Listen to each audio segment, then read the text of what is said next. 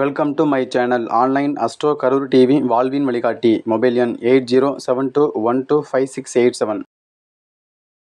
Online astro Karur TV வாழ்வின் வழிகாட்டி.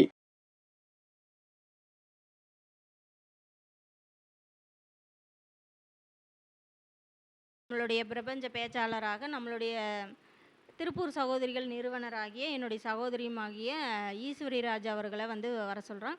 அவங்க கிரக சேர்க்கையும் அதற்குரிய வழிபாடுகளும் பரிகாரங்களை பற்றி நான் இப்போ பேசுகிறாங்க. வாங்க சகோதரி பேசுங்க.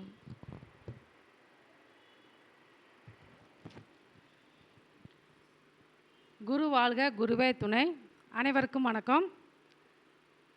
நமது ஸ்ரீ லலிதாம்பிகை ஜோதிட ஆய்வகம் திருப்பூர் சகோதரிகள் நடத்தும் 5வது மாதாந்திர நேரடி கருத்தரங்கம். இன்றைக்கி நான் பேச இருக்க தலைப்பு என்னன்னு பார்த்தீங்கன்னா, கிரக சேர்க்கையும் அதோட பலன்களும் வழிபாடுகளும் அப்படிங்கிறத பற்றி பேசலான் இருக்கோம். இப்போ கிரக சேர்க்கை அப்படின்னாலே இப்போ எதுக்கு இந்த கிரக சேர்க்கையை சொல்கிறோம்? அதாவது இருக்கிறது 12 கட்டம், 9 கிரகங்கள், 27 நட்சத்திரம், 108 பாதங்கள் வழியாக அந்த 9 கிரகங்களும் 12 ராசிகளை சுற்றி வர்றாங்க. இதில் எப்படி இந்த கிரக சேர்க்கையை நம்ம எடுக்கிறது அப்படின்னு சொல்லி பார்த்தீங்கன்னா, அதாவது இப்போ நம்ம ஒரு பஸ்ஸில் ட்ராவல் பண்ணுறோம். அப்போ அந்த பஸ்ஸில் நம்மளுக்கு தெரிஞ்சவங்க, நம்மளுக்கு பழகினவங்க, இல்லை நட்பானவங்க, இவங்க கூட நம்ம ட்ராவல் பண்ணுறப்ப நம்மளோட மனநிலை எப்படி இருக்கும்? நல்லா சந்தோஷமாக நம்ம சிரித்து பேசிக்கிட்டு நல்லா ஊர் கதை, உலக கதை, இல்லை நம்ம வீட்டு கதை, இதெல்லாமே பேசிக்கிட்டே நம்ம அவங்க கூட ட்ராவல் பண்ணுவோம். அதே போல் ஒருத்தர் வீட்டுக்கு நம்ம போனாலும் அது நம்மளுக்கு தெரிஞ்ச வீடாக இருந்தால், அங்கே நம்மளுக்கு தெரிஞ்சவங்க இருந்தாங்க, நம்மளுக்கு ரொம்ப வேண்டியவங்க, நட்பானவங்க, மெயினாக நட்பானவங்க இருந்தாங்கன்னா நல்லா நம்ம அந்த வீட்டில் போய் நம்மளோட மனநிலை ஜாலியாக அவங்கள்ட்ட பேசி இருந்து நம்ம சிரித்து பேசிட்டு வருவோம். இதே நம்ம பஸ் ட்ராவல்லையோ இல்லை தெரிஞ்சவங்க வீட்டுக்கு போகிறப்பையோ நம்மளுக்கு வேண்டாதவங்க, அவங்கள கண்டாலே நம்மளுக்கு பிடிக்கலைங்கிறத விட அவங்களுக்கு எனக்கு ஏற்கனவே முன் விரோதம், இப்படி ஏதாச்சும் ஒரு பிரச்சனை, அவங்கள கண்டாலே எங்களுக்கு ஆகாது, இப்படிலாம் சொல்ல போகிறோம். அவங்க அங்கே இருக்கிறப்ப நம்ம இல்லை பஸ்ஸில் ட்ராவல் பண்ணுறப்ப அவங்க கூட நம்ம பண்ணுறப்ப நம்மளோட மனநிலை எப்படி இருக்கும்? வேண்டா வெறுப்பாக செய்வோம். அதாவது ஆகாத மாமியார் கை தொட்டாலும் குத்தம், கால் தொட்டாலும் குத்தம். அந்த மாதிரி அவங்க நம்மளுக்கு பிடிக்கலை அப்படின்னா அவங்க எதை செஞ்சாலும் அது நம்மளுக்கு பிடிக்காத மாதிரி இருக்கும். அப்போ இது எதனால் நான் இதை சொல்ல வரேன்னா, ஒரு கிரக சேர்க்கை, 2 நட்பான கிரகங்கள் ஒரு நட்பு வீட்டில் பயணம் பண்ணுறப்ப அவங்களோட மனநிலை எப்படி இருக்கும்? 2 பகை கிரகங்கள் ஒரு பகை வீட்டில் ட்ராவல் பண்ணுறப்ப அவங்க மனநிலை எப்படி இருக்கும்? இதுக்கு உதாரணமாக தான் நான் அந்த பஸ் ட்ராவல் ஒரு வீட்டுக்கு போகிறத பற்றி சொன்னேன். சரி, இப்போ நம்ம கிரக சேர்க்கைன்னு எடுக்கிறப்ப ஃபஸ்ட்டு சூரியன் தான் எடுக்கணும். அதாவது நவ கிரகங்களை தலைவர் யார்? சூரியன் தான். இப்போ இந்த சூரியன் 9 கிரகம் கூட சேர்றப்ப அவர் என்ன மாதிரி பலன் தருவார் அப்படிங்கிறத நம்ம ஜாதகத்தை பார்த்தோன்னே டான்டான்னு சொல்லிடலாம். இப்போ ஜாதகம் பார்க்க வரவங்க ஜாதகத்தை பற்றி கேட்கறத விட எங்கள் அப்பாவுக்கு எப்படி இருக்கும், எங்கள் தாத்தாவுக்கு எப்படி இருக்கும், எங்கள் மாமாவுக்கு எப்படி இருக்கும், இப்படின்னு நிறையா கொஸ்டின் நம்மள்ட்ட கேட்பாங்க. அப்போ இதெல்லாம் எதை வச்சு நம்ம சொல்லலாம் அப்படின்னா, இப்போ தாயை பற்றி கேட்குறப்ப 4ஆம் இடத்தை பற்றி பேசுவோம், தந்தையை பற்றி கேட்குறப்ப 9ஆம் இடத்தை பேசுவோம், மனைவியை பற்றி கேட்குறப்ப 7ஆம் இடத்தை பற்றி பேசுவோம், மூத்த சகோதரனா நம்ம 11ஆம் இடத்தை பற்றி பேசுவோம், இளைய சகோதரனா 3ஆம் இடத்தை பேசுவோம். இதெல்லாமே பார்ப்போம். இருந்தாலும் அந்த சூரியன்கிற தந்தைக்குண்டான கிரகத்து கூட மற்ற கிரகங்கள் சேர்றப்ப அந்த தந்தையோட குணநலங்கள் எப்படி இருக்கும் அப்படிங்கிறத நம்ம அழகாக தெளிவாக சொல்லலாம். எப்படின்னு பார்த்தீங்கன்னா, இப்போ சூரியன் சந்திரன் கூட சேர்றாரு அப்படின்னா அப்போ அந்த ஜாதகத்தில் எப்படி நம்ம பலன் எடுக்கணும்? அதாவது இப்போ சூரியன் சந்திரன் சேர்ந்தாலே என்ன சொல்லுவோம்? அமாவாசை. சூரியன் சந்திரன் சேர்க்கையை நம்ம அமாவாசைன்னு சொல்லுவோம். அப்போ எல்லாம் அந்த இப்போ பழமொழி கூட சொல்லுவாங்க, அமாவாசையில் பிறந்தவன் திருடுவான், திருடுனா பழிக்கும், இந்த மாதிரி தான் நம்ம சொல்லி கேள்விப்பட்டிருப்போம். ஆனால் இந்த அமாவாசை திதியில் பிறந்த ஜாதகம் எந்த அளவுக்கு சக்ஸஸ் ஆகுது அப்படிங்கிறத நான் அனுபவமாக பார்த்துருக்கேன். அதாவது ஒரு சூரியன் சந்திரன் சேர்க்க ஒரு ரிஷப வீட்டில் இருந்துச்சுன்னு வைங்களேன், அந்த ரிஷப வீட்டில் சந்திரனுக்கு என்ன வீடு? உச்ச வீடு. இது காலபுருஷனுக்கு 4 குடையவர் 2ல் உச்சமாகிறாரு, காலபுருஷனுக்கு 5 குடையவர் 2ல் உச்சமாகிறாரு. இது பொதுவாக காலபுருஷ தத்துவம். இப்போ ஒரு ஜாதகத்தில் அந்த ரிஷபத்தில் கிரக சேர்க்கை சூரியன் சந்திரன் சேர்க்கை இருந்தால் அவங்க அமாவாசை திதியில் தான் பிறந்திருப்பாங்க. ஆனால் அந்த கிரக சேர்க்கை அப்படிங்கிறப்ப அந்த அங்கே சந்திரன் அமாவாசை சந்திரனால் பவர் இல்லை. அப்போ நம்ம இது தாய் அந்த ஜாதகருக்கு அம்மாங்கிறது பவர் இல்லை, அவங்க ஒரு பிரயோஜனம் இல்லை அப்படின்னு நம்ம நினைப்போம். ஆனால் அப்படி அல்ல. நான் பார்த்த ஜாதகம், அதாவது 2007 பிறந்த ஜாதகம், ஒரு ஆண் ஜாதகம். அந்த ஜாதகத்தில் சூரியன் சந்திரன் சேர்க்கை ரிஷபத்தில். அப்போ அந்த சூரியனோட சந்திரன் சேர்க்கை பெறப்ப அந்த தாய் எப்படி இருப்பாங்க அப்படின்னு பார்த்தா ரொம்ப பவர்ஃபுல்லான ஆளாக இருப்பாங்க. ஒரு தைரியம், ஒரு அதாவது ஒரு எதையுமே துணிஞ்சு செய்யக்கூடியவங்க, நல்ல மனநிலை, அடுத்தவங்களை ஆதரிக்கிறது, அன்பாக பழகக்கூடியது, இதெல்லாமே அந்த சூரியன் சந்திரன் சேர்க்கையில் இருக்கும். இப்போ அந்த உதாரண ஜாதகம் 2007 பிறந்த ஜாதகம் சொன்னேன் இல்லையா?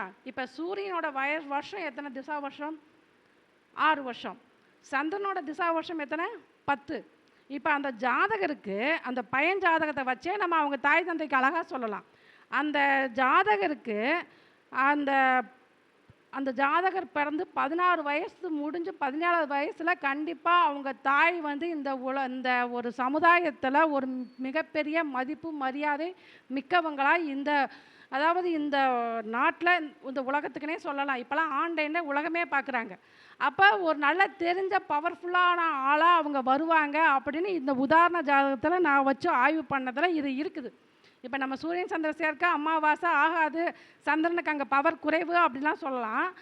ஆனால் அந்த சந்திரன் இருக்க வேண்டிய இடம் எங்கே, அந்த சூரியனோட பவர் அங்கே எப்படி இருக்குது, சந்திரனோட பவர் அங்கே எப்படி இருக்குது, அதை வச்சு நம்ம அவங்களுக்கு பலன் அழகாக சொல்லலாம். இப்போ அந்த சூரியன் சந்திரன் சேர்க்கை பெற்ற ஜாதகம் ரிஷபத்தில் இருக்கிறப்ப அந்த பையனுக்கு 17வது வயசில் அவங்க தாய் வந்து மிகப்பெரிய பிரபலம், நல்லா ஒரு ஒரு நிறுவனம் ஆரம்பித்து அதை நிறையா பேர்த்துக்கு வழி நடத்தி நிறையா ஒரு இயக்கங்கள் கொண்டுக்கிட்டு போய்கிட்டு இருக்காங்க. இது நான் பார்த்த அனுபவ ஜாதகம். இது அமாவாசை திதியில் பிறந்த ஜாதகம். சரி, இப்போ இந்த சூரியன் சந்திரன் சேர்க்கை வந்து அந்த தந்தைக்கு எப்படி இருக்கும்? இப்போ இதே சூரியன் சந்திரன் சேர்க்கை வந்து மேச வீட்டில் இருந்துச்சுன்னு வைங்களேன், கண்டிப்பாக பொதுவான பலன் வந்து சூரியன் சந்திரன் சேர்க்கை வந்து தந்தைக்கு வந்து பிறந்த ஊரில் இருக்க மாட்டார், பூர்வீகத்தை விட்டு வெளியில் வந்திருப்பார், தந்தைக்கு ஒரு இடமாற்றம் உண்டு, அதே போல் தந்தையோட முதல் சொத்து விரயமாகும். இதெல்லாமே என்னோடய அனுபவத்தில் அந்த 2007 பிறந்த ஜாதகத்தில் இந்த விதிகள் அத்தனையுமே இருக்குது. நான் பொதுவாகவே எப்பயுமே நான் பேசுகிறப்ப புக்கில் படிப்பேன். அது ஒரு சிலர் தான் நம்ம இதில் மைண்டில் வரும். ஆனால் ஃபுல்லாக நம்மளோட அனுபவம் தான் அங்கே பேசும். இப்போ இந்த ஜாதகத்தில் சூரியன் சந்திரன் சேர்க்கை ரிஷபத்தில். இப்போ இங்கே வந்து தந்தை அவங்க பூர்வீகம் வேறு, அவங்க பூர்வீகத்தை விட்டு வெளியில் வந்துட்டாங்க. அந்த தந்தைக்கு வந்து ஒரு இடமாற்றம் கண்டிப்பாக உண்டு. அதே போல் அந்த சூரியன் சந்திரன் சேர்க்கை பெற்ற ஜாதகம் வந்து தாய் தந்தை விருப்பு திருமணம் செய்தவங்களாக இருப்பாங்க, அதாவது காதல் திருமணம் செய்தவங்களாக இருப்பாங்க. இது 100% ஒத்து வருது. அதே போல் இந்த தந்தை வந்து ஒரு இடமாற்றம் கண்டிப்பாக உண்டு.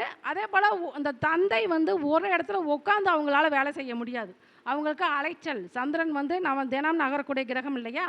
அப்போ கண்டிப்பாக அந்த சூரியன் சந்திரன் சேர்க்கையில் அந்த தந்தைக்கு வந்து ஒரு வேலை கூட அவங்க சுற்றிக்கிட்டே இருப்பாங்க. ஒரு இடத்துல உட்காந்து வேலை செய்ய முடியாது, ஒரு இடத்துல உட்காந்து தொழில் செய்ய முடியாது. இதெல்லாமே அந்த ஜாதகத்தில் நம்ம இந்த பலன் எடுக்கலாம். சூரியன் சந்திரன் சேர்க்கைனா நம்ம இதெல்லாமே சொல்லலாம். உங்கள் தந்தை வந்து பூர்வீகத்தை விட்டு வந்திருப்பாங்க, உங்கள் தாய் தந்தை வந்து அதாவது காதல் திருமணம் செஞ்சுருப்பாங்க. இந்த தந்தைக்கு வந்து ஒரு அலைச்சலான வேலையை கொடுக்கும். ஆனால் அந்த தந்தைங்கிறது தாயாரும் தந்தையும் 2 சேர்க்கை பெறப்ப ஒரு சில நெகட்டிவ் பாயிண்ட்டும் உண்டு.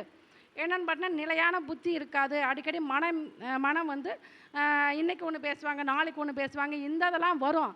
ஆனால் அந்த சூரியன் பெற்ற ஸ்தான வலிமை, சந்திரன் பெற்ற ஸ்தான வலிமை வச்சு நம்ம அந்த ஜாதகத்தை பலன் எடுக்கணும். அப்போ இந்த சூரியன் சந்திரன் சேர்க்கை வந்து இதே மேசத்தில் இருக்குது அப்படின்னு சொல்லி சொன்னீங்கன்னா, இந்த மேசங்கிறது சூரியனுக்கு உச்ச வீடு, காலபுருஷனுக்கு முதல் வீடு. அப்போ அந்த சூரியன் சொல்லக்கூடிய தந்தை வந்து எதுலேயும் முதல் ஆளாக இருப்பாங்க. அதாவது அவங்களுக்கு தான் எல்லாத்துலேயும் முதல் ஆளாக இருக்கணும். அதே போல் நிறைய ஒரு நிர்வாக திறமை அவங்கள்ட்ட இருக்கும். அரசு சம்மந்தப்பட்ட, அதாவது பொதுவாகவே நம்ம காலபுருஷனுக்கு 1, 5, 9ன்னு சொல்லக்கூடிய மேசம், சிம்மம், தனுசு, இந்த 3 வீடும் வந்து நம்ம ராஜ கிரகங்கள்னு சொல்லுவோம். ஏன்னா காலபுருஷனுக்கே 1, 5, 9. இப்போ நம்ம ஒரு ஜாதகத்தில் 1, 5, 9 சிறப்பாக இருந்தால் என்ன சொல்லுவோம்? சூப்பரான ஜாதகம், இந்த ஜாதகம் என்ன கஷ்டம் இருந்தாலும் அவங்க ஜெயிச்சிருவாங்க, இவங்களுக்கு பிரபஞ்ச சப்போர்ட் இருக்குது, இவங்களுக்கு பஞ்சபூத சப்போர்ட் இருக்குது, குலதெய்வ அனுகிரகம் இருக்குது, இவை அனைத்துமே பாக்கியமாக இவங்களுக்கு கிடைக்கும் அப்படின்னு சொல்லுவோம். அப்பேற்பட்ட அந்த 1, 5 கூடிய சேர்க்கை, 1, 5 கூடிய சூரியன் சந்திரன் சேர்க்கை பெற்று அந்த 1ஆம் இடத்துல இருக்கிறப்ப அந்த தந்தைங்கிறது ஒரு நிர்வாக திறமை இருக்கும். அவங்கள்ட்ட அந்த ஒரு தனித்துவமாக செயல்படுவாங்க. ஒரு அரசு சம்மந்தப்பட்ட துறையில் கண்டிப்பாக அவங்க தந்தை இல்லை தந்தை வழியில் இல்லை ஜாதகருக்கே, அதாவது ஒரு யூனிஃபார்ம் போடுற வேலை. இப்போ எப்படின்னு பார்த்தீங்கன்னா, ஒன்று ஒரு அதாவது அரசியல் சம்மந்தப்பட்ட தொடர்பு அவங்க வீட்டில் இருக்குன்னு சொல்லலாம். அரசுனா இப்போ இவங்க போலீஸு, இராணுவம், இந்த மாதிரி அமைப்பில் அவங்க வீட்டில் அந்த ஜாதகருக்கோ இல்லை ஜாதியோட தந்தைக்கோ இல்லை தந்தையோட உடன் பிறந்தவங்களுக்கு இந்த மாதிரிலாம் அந்த அமைப்பை கொடுக்கும். அப்படி இல்லாட்டி அந்த அரசியல் சம்மந்தப்பட்ட தொடர்பு அந்த வீட்டில் கட்டாயம் இருக்கும் அப்படின்னே சொல்லலாம். ஆனால் இருந்தாலும் அந்த சூரியன் சந்திரன் சேர்க்கை வந்து ஒரு முன்கோபம் கண்டிப்பாக இருக்கும். ஏன்னா அது செவ்வாயோட வீடாக இருக்குது அப்படிங்கிறப்ப கண்டிப்பாக ஒரு முன்கோபம் இருக்கும். ஆனால் நிர்வாக திறமை இருக்கும் அப்படின்னே சொல்லலாம். அதே போல் ஜாதகர் வந்து சொத்து பற்றி அவங்களுக்கு அவங்க அந்த ஜாதகர் பிறக்கிறப்பயே ஒரு சொத்தோடு அவங்க பிறந்திருப்பாங்க அப்படின்னு சொல்லலாம். ஆனால் அந்த சூரியனுக்கு தந்தைக்கு வந்து அந்த ஜாதகர் பிறந்து ஒரு 4வது வருஷத்துலேயே அந்த சொத்து கண்டிப்பாக இழப்பு ஏற்படும். முதல் சொத்து விரயமாகும். இந்த சூரியன் சந்திரன் சேர்க்கை இதெல்லாம் இருக்கப்ப இதெல்லாம் நடந்தது. நான் ஒரு ஜாதகத்தை வச்சு ஆய்வு பண்ணி இதெல்லாம் எடுத்த உண்மை. அப்படிங்கிறப்ப இதெல்லாம் நீங்கள் அப்ளை பண்ணி பாருங்கள். கண்டிப்பாக அந்த பலன்லாம் உங்களுக்கு எடுக்க வரும். சரிங்களா? இப்போ இதே சூரியன் சந்திரன் நம்ம சொல்லிட்டோம். இதே சூரியன் சந்திரன் வந்து விருச்சகத்தில் இருக்கிறப்ப அந்த தாய்ங்கிறப்ப ஒரு மனநிலை கொஞ்சம், அதாவது தீர்க்கமான முடிவு எடுக்க முடியாத நிலையில் அவங்க இருப்பாங்க. ஞாபக மறதியாக இருப்பாங்க. இதெல்லாமே அந்த சூரியன் சந்திர சேர்க்கை வந்து விருச்சகத்தில் இருக்கிறப்ப என்ன பலனை செய்யும்? ஏன்னா அங்கே சந்திரனுக்கு பலம் இல்லை. இருந்தாலும் அந்த விருச்சக வீடு அப்படிங்கிறப்ப எப்படி ஒரு தேள் வந்து பிரசவத்தில் தன்னோட குஞ்சுகளை வெளியில் கொண்டு வரப்ப தான் உயிரை மாற்று தான் அந்த பிரசவத்தை பண்ணுது. அப்படிங்கிறப்ப அந்த அதாவது தன் ஒரு பழக்கம் ஏற்பட்டால் உயிரை கூட கொடுப்பாங்க. அப்படியாப்பட்ட குணநலங்க அவங்கள்ட்ட இருக்கும் அப்படிங்கிறது தான். சரி, இதே சூரியன் சந்திர சேர்க்கை துலாமில் இருந்தால் எப்படி இருக்கும்? அங்கே துலாமுக்கு சூரியன் நீச்ச வீடு.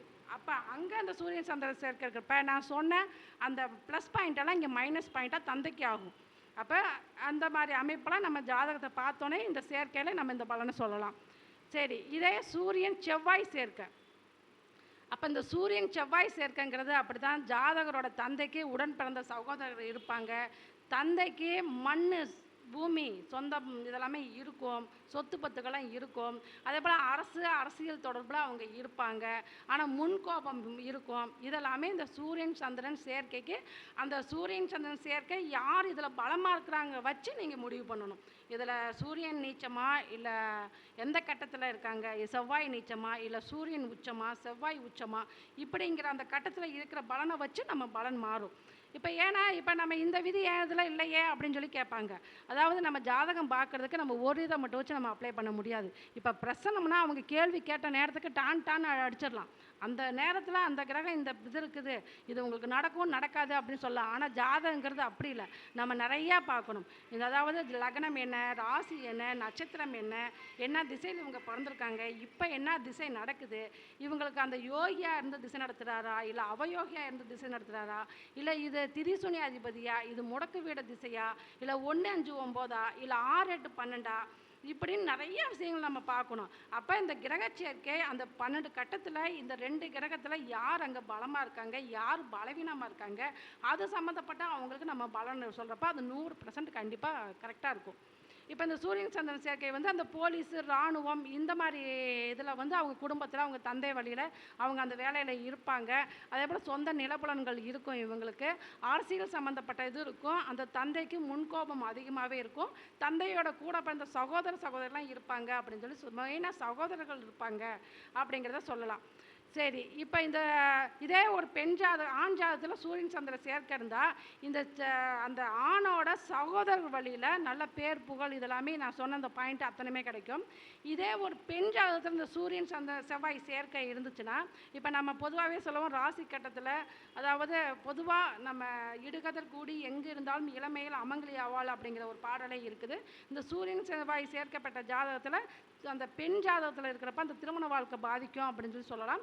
இது நவாம்சத்தில் ரொம்ப அருமையாக பொருந்தும். ராசியோட நவாம்சத்தில் இருந்தாலும் இந்த ராசியில் சூரியன் சந்திர சேர்க்கைங்கிறது ஒரு பெண் ஜாதகத்தில் திருமண வாழ்க்கைங்கிறது ஒரு பாதிப்பை தான் கொடுக்குது. நான் என்னோட அனுபவத்திலையும் கண்டிருக்கேன்.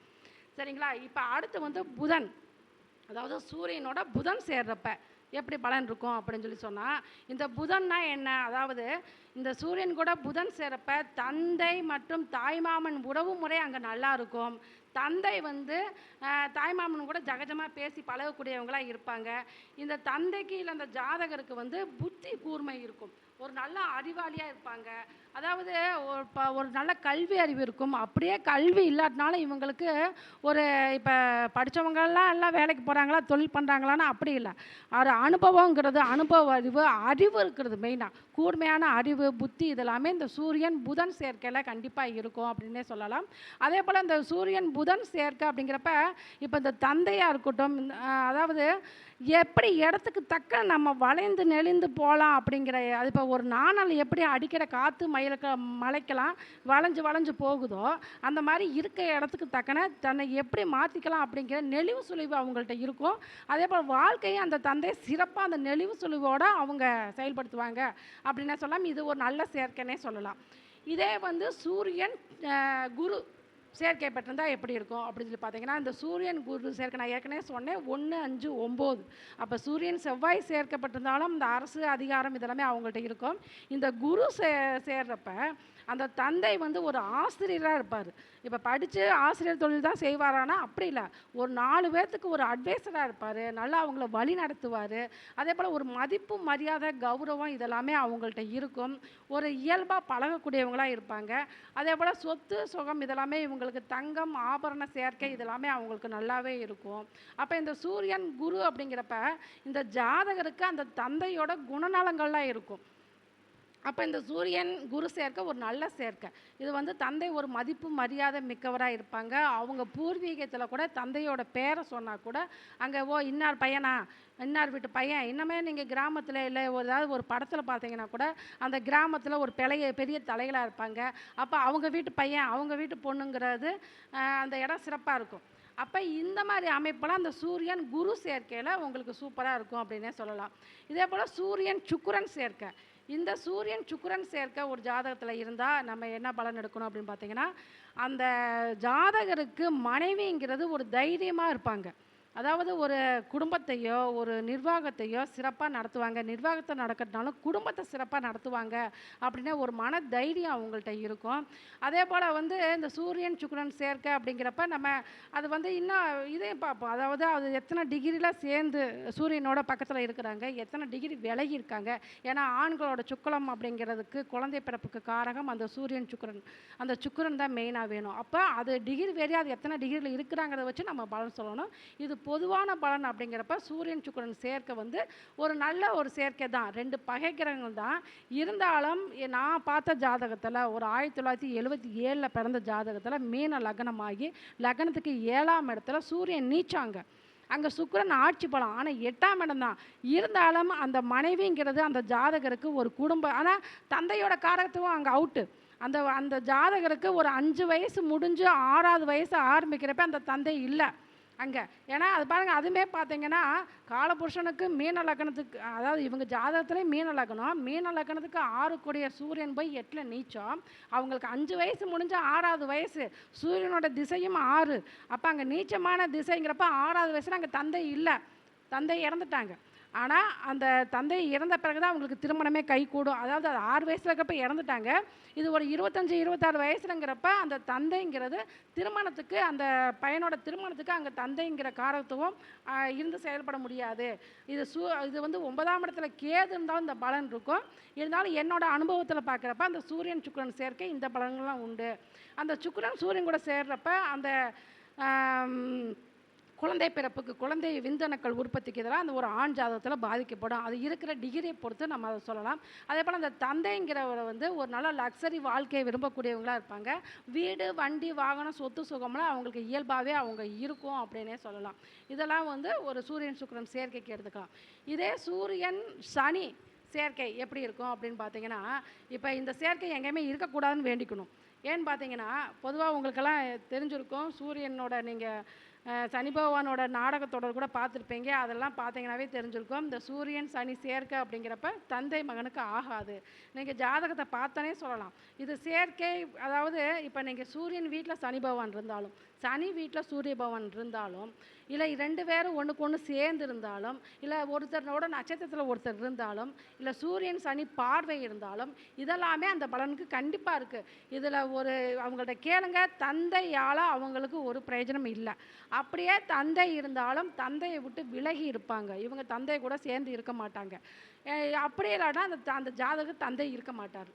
இதெல்லாமே இந்த சூரியன் சனி பகவான் சேர்க்கை பார்வை இதெல்லாமே பொறுத்து அங்கே வேலை செய்யும். ஆனால் இதில் ஒரு நல்ல விஷயம் என்னன்னு பார்த்தீங்கன்னா, நாடி விதிப்படி அந்த சனி பகவான் ஜீவனக்காரகன் சூரியனை எப்படினாலும் ஒரு வகையில் தொடர்பு கொண்டால் கண்டிப்பாக அவங்களுக்கு அரசாங்க பதவி உண்டு.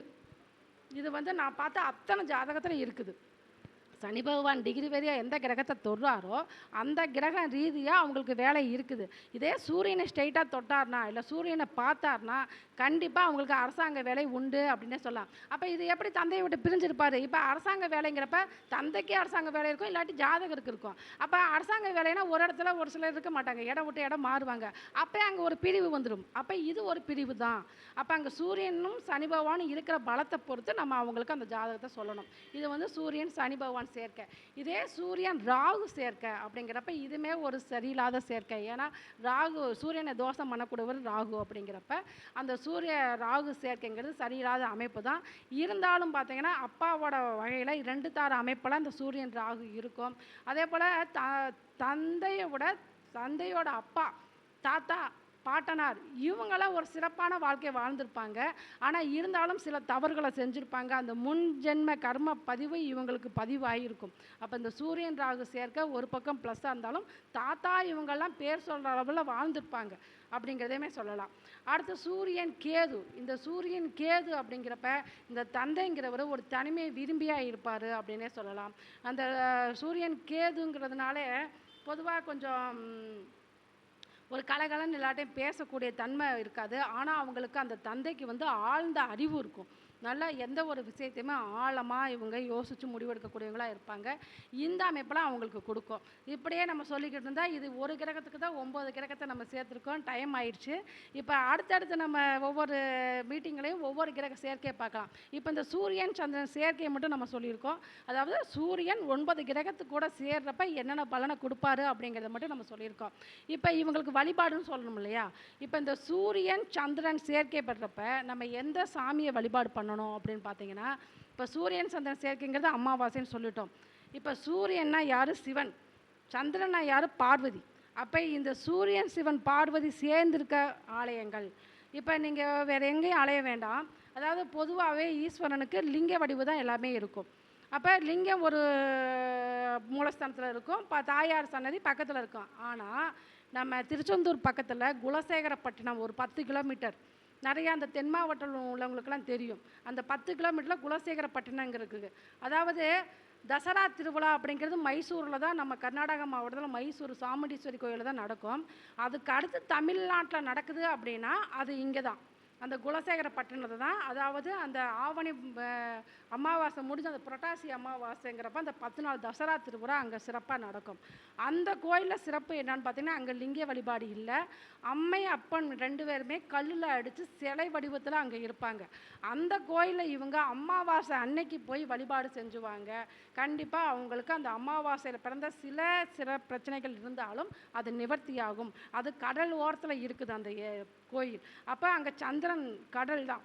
அப்போ அந்த கடல் சார்ந்த இடத்துல இந்த அம்மையப்பன் 2 பேர் இருக்கிறப்ப அந்த கோயில் போய் நீங்கள் சென்று வழிபாடு செஞ்சுவாங்க.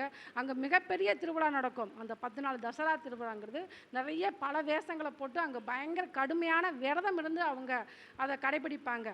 அந்த திருவிழாங்கிறது எப்படி நம்ம திருச்செந்தூர் முருகப்பெருமானுக்கு வந்து கந்த சஷ்டி விழா 6 நாள் விழா எடுத்து அவங்க கடைசி நாள் சூரசம்காரம் நடக்குதோ, அங்கே பார்வதி தேவிக்கு 10 நாள் விழா எடுத்து 10 நாளுக்கு முதலே காப்பு கட்டி விரதம் இருந்து அங்கே கடுமையான விரதம் எடுத்து அந்த விழாவை 10ஆம் நாள் தசரா திருவிழாவை அந்த அம்மன் வந்து அசுரர்களை அழிச்சதாக இன்னமே அந்த இதில் நடந்துக்கிட்டு இருக்குது.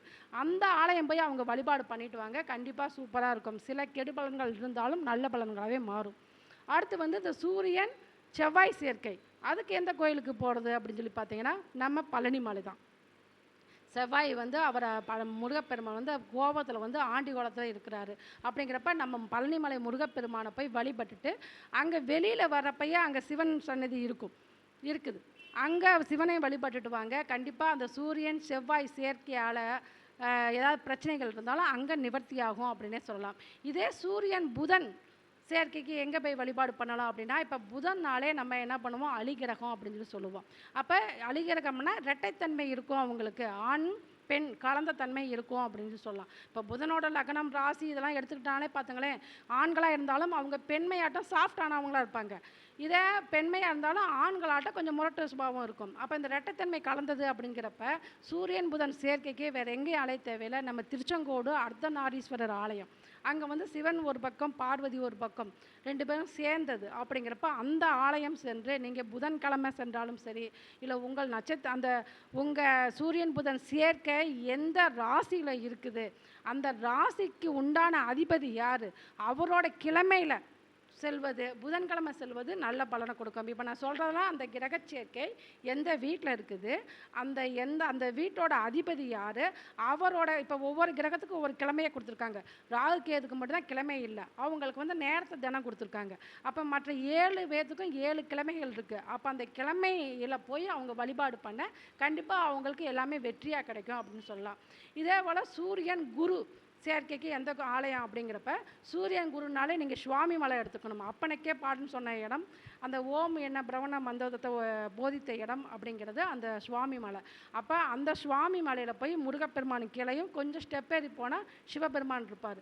அங்கே போய் நீங்கள் இதே வியாழக்கிழமை நாளில் இல்லை உங்கள் ஜாதகத்தில் அந்த சூரியன் குரு சேர்க்கை எந்த நாளில் இருக்கிறாரோ அங்கே போய் நீங்கள் வழிபாடு பண்ணிட்டு வாங்க. அதாவது பெரிய அந்த சூரியன் குரு சேர்க்கையெல்லாம் ஒரு மிகப்பெரிய போஸ்ட்டில் இருப்பாங்க அவங்க. இப்போ ஏதாவது ஒரு வங்கி பணியில் இருந்தாலும் ஒரு மேனேஜர் லெவலில், எந்த ஒரு இவங்க வந்து கீழே அடிமையான வேலையெல்லாம் பார்க்க மாட்டாங்க, ஒரு மிகப்பெரிய போஸ்ட்டில் இருப்பாங்க. அப்படிங்கிறப்ப அந்த மேலும் பதவி உயர்வதுக்கு ஒரு அரசாங்கம் சம்மந்தப்பட்ட வேலை வாய்ப்பு கிடைக்கிறதுக்கு அங்கே போய் நம்ம வழிபாடு பண்ணலாம். அதே போல் அந்த கோயிலில் வந்து வியாழக்கிழமை அந்த குரு ஓரையில் வைரவல் சாற்றி அவங்க வழிபாடு பண்ணுவாங்க. அந்த வைரவல் சாட்டுறதுக்கு வந்து நம்ம வைரவல் வாங்கி காசு கொடுத்து வாங்கி சாட்ட முடியாது.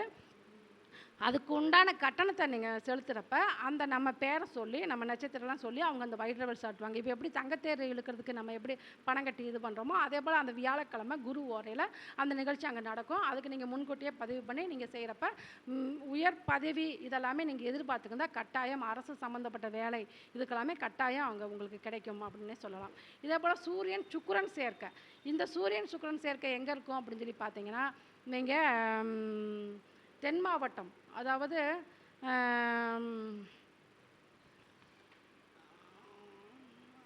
சங்கரன் கோயில், அதாவது இப்போ சூரியன் பெருமாள் ஈஸ்வரன் சேர்ந்தது சுசேந்திரம், நம்ம கொடுமுடி, கூடுதல பவானி, இப்படி நிறைய இடங்கள் இருக்குது. இருந்தாலும் அந்த சூரியன் சுக்கிரன் சேர்க்கைக்கு நம்ம சங்கரன் கோயில் அங்கே போய் சென்று நீங்கள் வழிபாடு பண்ணிட்டு வாங்க. கண்டிப்பாக உங்களுக்கு நல்லா அமைப்பாக இருக்கும். அதே போல் சூரியன் ராகு, இந்த சூரியன் ராகு சேர்க்க உள்ளவங்க வந்து சிவன் கோயிலில் உள்ள சிவதுர்க்கை, இப்போ விஷ்ணு துர்க்கை சிவதுர்க்கை அப்படின்னு 2 விதமாக இருக்குது. அதில் சிவதுர்க்கை வழிபாடு பண்ணிட்டு வாங்க. இன்னும் ஒன்று வந்து பார்த்திங்கன்னா, நம்ம அந்த கடன் நோய் வம்பு வழக்குக்கெல்லாம் போக வேண்டிய கோயில் கும்பகோணத்தில் பக்கத்தில் உள்ள சரபேஸ்வரர் ஆலயம், அந்த ஆலயத்தில் ஞாயிற்றுக்கிழமை ராகு வேளையில் நீங்கள் இந்த சூரியன் ராகு சேர்க்கை பெற்று முன்னோர்கள் தோஷம் கர்மா இதெல்லாம் இருந்தாலும் இந்த ராகு வேளையில் ஞாயிற்றுக்கிழமை அங்கே போய் நீங்கள் வழிபாடு பண்ணிட்டு வாங்க. உங்களுக்கு அத்தனை பிரச்சனையும் முடிவுக்கு வரும் அப்படின்னே சொல்லலாம். இதே வந்து சூரியன் கேது சேர்க்கை அப்படின்னு சொல்லி பார்த்தீங்கன்னா, இப்போ இந்த சூரியன் ராகு சேர்க்கை இன்னொன்றுமே சொல்லலாம். அதாவது சவுடேஸ்வரி அம்மன் வழிபாடு அவங்களுக்கு சிறப்பாக இருக்கும். சாமுண்டீஸ்வரி, மைசூரில் உள்ள மலை மேலே உள்ள சாமுண்டீஸ்வரி வழிபாடு இதெல்லாமே சூரியன் கேது சூரியன் ராகு சேர்க்கைக்குமே அவங்களுக்கு சிறப்பாக இருக்கும். இந்த சூரியன் கேது சேர்க்கை அப்படிங்கிறப்ப நம்ம தஞ்சை பெரிய கோயிலில் உள்ள சிவபெருமான் ஆலயத்தில் எல்லாத்துக்கும் தெரிஞ்ச ஆலயம் தான். அங்கே உள்ள என்ட்ரன்ஸ் நுழையிறப்பே நந்திக்கு இடது பக்கம் அங்கே ஒரு மரத்துக்கடியில் நம்ம வராகி அம்மன் தனி இதாக இருக்காங்க. அங்கே போய் நீங்கள் சூரியன் கேது சேர்க்கைக்கு சிவன் ஆலயத்தில் உள்ள வராகி அம்மனை நீங்கள் வழிபாடு பண்ணிவாங்க. முகமாரி அம்மன் அப்படிங்கிறப்ப அங்கே நீங்கள் வழிபாடு பண்ணுறப்ப கண்டிப்பாக உங்களோட அனைத்துமே வெற்றி ஆகும் அப்படின்னே சொல்லலாம். இப்படி நம்ம நிறைய கிரக சேர்க்கை சொல்லிக்கிட்டே போகலாம். இருந்தாலும் ஒவ்வொரு இதில் ஒவ்வொரு கிரக சேர்க்கை சொல்லலாம். இப்போ சிம்பிளாக உதாரணம் சொன்னால் இந்த செவ்வாய் சனி சேர்க்கை இதெல்லாமே நான் நிறைய ஜாதகத்தில் பார்த்துருக்கேன். இப்போ கிட்டத்தட்ட 10 வருஷமாக நம்ம ஜாதகம் பார்த்துக்கிட்டு இருக்கோம். இந்த செவ்வாய் சனி சேர்க்கையோ பார்வையோ 7ஆம் இடத்துல சம்மந்தப்படுறப்ப கட்டாயம் அவங்க திருமண வாழ்க்கையில் பிரச்சனை உண்டு. அதாவது திருமணம், அதாவது ஒரு பெரிய ஒரு தொழிலதிபரோட பையனோட திருமணம் பேசி முடித்து அவங்க ஒரு 2 நாள் அந்த முகூர்த்த கால் ஊண்டுவாங்க இல்லையா, திருமணத்துக்கு 3ஆம் நாள் முன்னுக்க 2ஆம் நாள் முன்னுக்க இப்போ 3ஆம் நாள் கணக்கு வந்துடும். அந்த முகூர்த்த கால் ஊன்ற அன்னைக்கு தான் தெரியுது அந்த பொண்ணுக்கு ஏற்கனவே கல்யாணம் ஆகி அங்கே ஒரு பிரச்சனை, டைவர்ஸில் வந்து இன்னும் டைவர்ஸே பண்ணாமல் அந்த மறு திருமணத்துக்கு அவங்க சமைச்சிருக்காங்க. பெரிய தொழிலதிபர். அப்படிங்கிறப்ப இந்த செவ்வாய் ஏன் இதை நான் சொல்ல வரேன்னா, செவ்வாய் சனி பார்வை 7ஆம் இடத்துல விருச்சக லக்னம், லக்னத்திலே சனி பகவான் 7ஆம் இடத்துல ரிஷபத்தில் செவ்வாய். இப்போ இங்கே சனியும் செவ்வாய் நேராக எதிராக பார்த்துக்கிறாங்க. அப்போ இந்த பார்வை அப்படிங்கிறப்ப அவங்களுக்கு திருமணம், மங்களகாரகன் செவ்வாய் சனி பகவான். இதை பார்க்குறப்ப 2 பகைக்கிரகங்கள் பார்வை ஒருத்தர் பார்த்தாலே தாங்க முடியாது. இதில் 2 பேர் பார்க்குறோம், சமசப்தம பார்வை பார்க்குறப்ப அங்கே திருமண ஏற்பாடை பண்ணி அது மூலயமா இது திருமணத்துக்கு முதையே தெரிஞ்சிருந்தா அவங்களுக்குள்ளேயே முடிஞ்சிருக்கும். பந்தக்கால் நடுற வரையே போய் இங்கே திருமணம் சொந்த பந்தமெல்லாம் போயிட்டாங்க. மண்டபம் அட்வான்ஸ் பண்ணி எல்லா வேலையும் முடிஞ்சு, முகூர்த்த புடவை எல்லாமே எடுத்து அங்கே திருமணம் ஸ்டாப் ஆகுதுன்னா இந்த காரணம் தான். அப்படிங்கிறப்ப இவங்களுக்கு என்ன ஒரு வழிபாடு, ஏன்னா நிறையா பேர்த்துக்கு இப்போ திருமணம் ஆகி கடைசி நேரத்தில் பொண்ணை காணும், கடைசி நேரத்தில் பையனை காணும், இப்படின்னு நிறைய பேர் நம்மள்ட்ட ஜாதகம் பார்க்க வர்றாங்க. பேசி முடிச்ச பிறகு இப்போ கூட மீட்டிங் நடக்கிறப்ப கொஞ்ச நேரத்துக்கு மேலே ஜாதகம் பார்க்க வந்தாங்க. அந்த பொண்ணு ஜாதகத்தில் அதே அமைப்பு தான். செவ்வாய் 12 கூடிய ஒரு நட்சத்திரத்தில் வாங்கி வக்ரமாகி உட்காந்துருக்கிறாரு. அப்படிங்கிறப்ப இப்படிலாம் இந்த பிரச்சனைகள் இருக்குது. அப்போ இந்த செவ்வாய் சனி பார்வைக்கு என்ன ஒரு வழிபாடு அப்படின்னு பார்த்தீங்கன்னா, ஒரு சிம்பிளான வழிபாடு. அதாவது செவ்வாய்ங்கிறது முருகப்பெருமான், வள்ளி தெய்வாயினோட 2 திருமண கோலத்தில் இருக்க மூலஸ்தானத்தில் இருக்க முருகப்பெருமான். அந்த முருகப்பெருமானுக்கு அபிஷேகத்துக்கு எப்படி ரெகுலராக செவ்வாய்க்கிழமை எந்த கோயிலாக இருந்தாலும் செவ்வாய்க்கிழமை முருகப்பெருமானுக்கு அபிஷேக அலங்காரம்லாம் நடக்கும். அந்த நாளில் அப்படி இல்லாட்டி கிருத்திகை சஷ்டி விரதம் இருக்கிற நாளில் அபிஷேகம் கண்டிப்பாக உண்டு. அந்த நாளில் அந்த அபிஷேகத்துக்கு நடக்கக்கூடிய எண்ணெய் காப்பு, அதில் சுத்தமான நல்லெண்ணெய் 1 லிட்ரு வாங்கி கொடுத்து அந்த எண்ணெய் காப்பு போட்டு அதை நீங்கள் உட்காந்து அந்த யார் ஜாதகத்தில் அந்த பிரச்சனை இருக்கோ அவங்க உட்காந்து அந்த அபிஷேகத்தை அந்த எண்ணெய் காப்பு செலுத்தி அதுக்கு பிறகு நடக்கக்கூடிய அபிஷேகத்தெல்லாம் பார்த்துட்டு அதுக்கு பிறகு நடக்கக்கூடிய அலங்காரத்தை பார்த்துட்டு அவங்க வழிபட்டு வர கண்டிப்பாக அந்த திருமணத்தால் ஏற்படுற பிரச்சனைகள் கொஞ்சம் கம்மியாகும். அப்புறம் இன்னும் இந்த சுக்கிரன் கேது இந்த கிரக சேர்க்கை அப்படிங்கிறப்ப மிகப்பெரிய, அதாவது ஒரு ஆண் ஜாதகத்தில் இந்த சுக்கிரன் கேது இருந்துச்சுன்னு வைங்களேன், அந்த பொண்ணு ரதியாட்டம் இருப்பாங்க. இவங்க இந்த ஜாதகருக்கு மற்ற எல்லாத்தையுமே பிடிக்கும், எல்லாத்துட்டையும் சிரித்து பேசுவார், எல்லா பெண்கள்ட்டையும் பேசுவார், தாய் தப்பன் சொந்த பந்தம் எல்லாத்தையும் நல்லா பேசுவார். ஆனால் மனைவி ரதியாட்டம் இருந்தாலும் அவங்கள்ட்ட பேசணுன்னாலும் இவருக்கு அவ்வளோ கடுப்பாக இருக்கும். அப்போ இந்த சுக்கிரன் கேது மனைவியை கண்டாலே அங்கே பிடிக்காது, ஒரு வெறுப்பு, இதெல்லாமே அந்த சுக்கிரன் கேதை கொடுக்கும். இதே போல் ஒரு பெண் ஜாதகத்தில் செவ்வாய் கேது இருந்தால் இந்த கணவர், நான் பார்த்த ஜாதகம் 2000 பிறந்த பொண்ணு ஜாதகம், கிட்டத்தட்ட அந்த பொண்ணுக்கு 17ஆவது வயசில் திருமணத்தை பண்ணிட்டாங்க. திருமணமாகி 1 வருஷத்தில் இந்த செவ்வாய் கேது கணவருங்கிறவர் தூக்கு போட்டு செத்து போயிட்டார். ஆனால் எனக்கு ஒரு 4 வருஷம் கழிச்சு தான் இந்த ஜாதகம் என் கைக்கு வந்துச்சு. அப்போ நான் அவங்கள பற்றி எதுவுமே தெரியாது. செவ்வாய் கேது இவங்களுக்கு திருமணமாகி கணவர் ஏதாவது பிரச்சனையாகி இதாகிட்டாரான்னு கேட்டேன். அப்புறம் தான் அவங்க உண்மையை சொல்கிறாங்க. இந்த செவ்வாய் கேதுங்கிறது அவ்வளோ பெரிய டேஞ்சரானது. அப்போ இந்த மாதிரி அமைப்பு உள்ள பெண்களுக்கு திருமணத்தை தாமதமாக பண்ணுங்க அப்படிங்கிறது தான். அந்த செவ்வாய் கேதும் டிகிரி வேற யாரை நோக்கி வர்றாங்கன்னு பார்க்குறோம். ஏன்னா கேதுங்கிறது பின்னுக்கு நகரக்கூடிய கிரகம், செவ்வாய்ங்கிறது முன்னுக்கு போகிறவர். செவ்வாய் கேதுவை நோக்கி போகிறாரு, இந்த கேது செவ்வாய் நோக்கி வர்றாரா இல்லை அவர் பிரிஞ்சு தனியாக போகிறாரா அப்படிங்கிறதே நம்ம பார்க்கணும். இதெல்லாம் மைலூட்டாக பார்க்க வேண்டிய விஷயங்கள், செவ்வாய் கேது தொடர்பு. அப்போ இந்த செவ்வாய் கேது ஒரு பெண் ஜாதகத்தில் இருந்தால் நீங்கள் சொல்லலாம், கணவன்கிறது அந்த பேரண்ட்ஸ்டே சொல்லலாம், முதல் திருமணங்கிறது அந்த பொண்ணுக்கு பிரச்சனையை கொடுக்கும். இது இளம் வயதில் திருமணத்தை பண்ணி கொடுக்காதீங்க, தாமதமாகி பண்ணி கொடுங்க. அந்த பொண்ணுக்கு படிப்பு மேலே இன்ட்ரெஸ்ட் இருந்தால் நீங்கள் படிக்க விடுங்க அப்படின்னு சொல்லலாம். அந்த திருமண வாழ்க்கையில் அந்த பொண்ணு கொஞ்சம் அட்ஜஸ்ட் பண்ணி போகணும், கணவரை கண்டாலே அந்த பொண்ணுக்கு ஒரு வெறுப்பு வரும். இதை டிகிரி வேறையாக பார்த்து எப்படி இருக்குதுங்க நம்ம சொல்லலாம். இந்த செவ்வாய் ராகுலாம் இருந்தால் அந்த கணவருக்கு மனைவியை விட்டு மற்ற பெண்களோட தொடர்பெல்லாம் அங்கே ஏற்படுத்தி விடும். இது எங்கே இருக்குது, எந்த மாதிரி யாரில் அமைப்பு இருக்குது, இதெல்லாமே நம்ம பார்த்து அவங்க ஜாதகத்தை பார்த்து ஆராய்ஞ்சு நம்ம பலன் சொல்கிறப்ப 100% அவங்களுக்கு நம்ம கரெக்டான பலனை சொல்ல முடியும் அப்படிங்கிறது தான். இவ்வளோ நேரம் அமைதியாக நான் பேசுகிறத பொறுமையாக கேட்டுக்கிட்டு அனைவருக்கும் எனது நன்றிகள். அதாவது காலையிலேருந்து எல்லாம் இன்றைக்கி மணி 7 மணி ஆயிடுச்சு. இந்த அளவுக்கு இன்றைக்கி நம்ம மீட்டிங் எல்லாமே அப்படி தான் நடந்துக்கிட்டு இருக்குது. காலை 9 மணிக்கு ஆரம்பித்து 5 மணிக்கு முடிச்சலாம்னு நினச்சாலும் அது அப்படியே தொடர்ந்துக்கிட்டே இருக்குது. அப்படிங்கிறப்ப இன்னும் அடுத்தடுத்து கொஞ்சம் கம்மி பண்ணிக்கலாம்னு நினச்சிக்கிட்டு இருக்கோம். இதுவரை சிறப்பாக நம்ம உரையை கேட்ட அனைவருக்கும் எனது நன்றிகள். இப்போ என்னோட நம்பர், உங்கள் ஜாதகத்தை பற்றி இந்த மாதிரி கிரக சேர்க்கை என் ஜாதகத்தில் இருக்குது, இவங்க அது எந்த கட்டம், அது என்ன கிரக சேர்க்கை இதனால் எங்களுக்கு என்ன பலன் இப்படிலாம் கேட்குறவங்க நீங்கள் என்னோட நம்பருக்கு நீங்கள் தொடர்பு கொள்ளுங்கள். நான் ஜாதகம், பிரசன்னம், மெயினாக வந்து ஜாமுக்கோல் ஈஸ்வரி அப்படின்னு தான் சொல்லுவாங்க. அந்தளவுக்கு ஜாமுக்கோலில் ஒவ்வொருத்தவங்களுக்கு ஒவ்வொரு இதில் இன்ட்ரெஸ்ட் இருக்கும். அந்த இதில் எனக்கு ஜாமுக்கோல் பிரசனங்கிறது எனக்கு ரொம்ப பிடிக்கும்.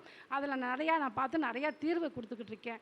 அப்படிங்கிறப்ப பிரசனம் சம்மந்தப்பட்ட கேள்வியாக இருந்தாலும், ஜாதகம் சம்மந்தப்பட்டதாக இருந்தாலும், வாஸ்து மற்றும் கைரேகை, எண்கணிதம் இதெல்லாமே நாங்கள் சிறப்பாக பார்த்துக்கிட்டு இருக்கோம் கடந்த 10 வருஷமாக.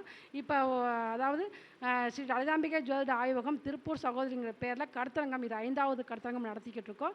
மேலும் மேலும் நம்ம கருத்தரங்கம் தொடரும். அதே போல் நிறைய வகுப்புகள் நல்ல சிறந்த ஆசிரியரை வச்சு எதில் அவங்க டேலண்ட்டாக இருக்காங்க அப்படின்னு அவங்கள வச்சு நம்ம சிறப்பாக வகுப்பு எடுத்துக்கிட்டு இருக்கோம். உங்களுக்கு ஜாதகம் பார்க்கணும் அல்லது படிக்கணும் இப்படின்னு விருப்பம் இருக்கவங்க நீங்கள் என்னோட நம்பருக்கு கான்டாக்ட் பண்ணலாம். என்னோட நம்பர் வந்து 9940318553. பிரசன்ன ஜோதிடர் ஈஸ்வரி ராஜ், ஸ்ரீ லலிதாம்பிகை ஜோதிட ஆய்வகம், Kangeyam road, Nachipalayam bus stop, Tiruppur. ஏன்னா இது ஏன் இவ்வளோ விளக்கமாக சொல்கிறேன்னா, நம்ம கருத்தரங்கம் இந்த இடத்துல தான் வச்சு நடத்திக்கிட்டு இருக்கோம். நிறைய பேருக்கு அந்த டவுட்டில் காலையிலேருந்து நிறையா பேர் ஃபோன் பண்ணி கேட்டுக்கிட்டு இருக்காங்க. அப்போ இந்த வீடியோ பார்க்குறவங்கள நீங்கள் கருத்தரங்கத்தில் கலந்துக்கணும்னாலும் வாங்க, இந்த நம்பருக்கு நீங்கள் கால் பண்ணுங்கள். இதுதான் அட்ரஸ்ஸு.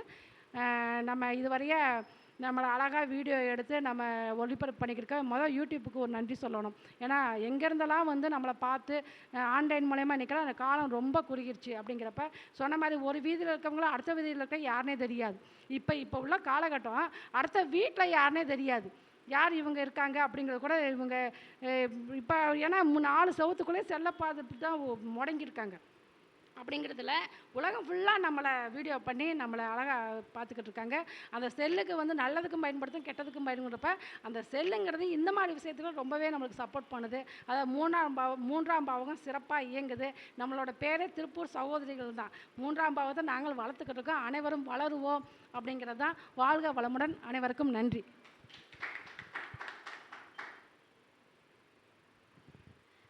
மிக அழகாக இந்த கிரக சேர்க்கைகளை பற்றி அழகாக சொன்னாங்க. இன்னும் அவங்க முடிக்கல, அடுத்தடுத்த மாதத்தில் அது தொடரும் அப்படிங்கிறதோட சொல்லிவிட்டு இன்றைக்கி சூரியன் சந்திரனை மட்டும் வச்சு இன்றைக்கி பரிகாரங்களும் வழிபாடுகளும் சொல்லியிருக்காங்க. இந்த கிரக சேர்க்கைகளை வச்சு நம்ம எப்படி வந்து வழிபாடு பண்ணணும் அப்படிங்கிறத அழகாக சொல்லியிருக்காங்க.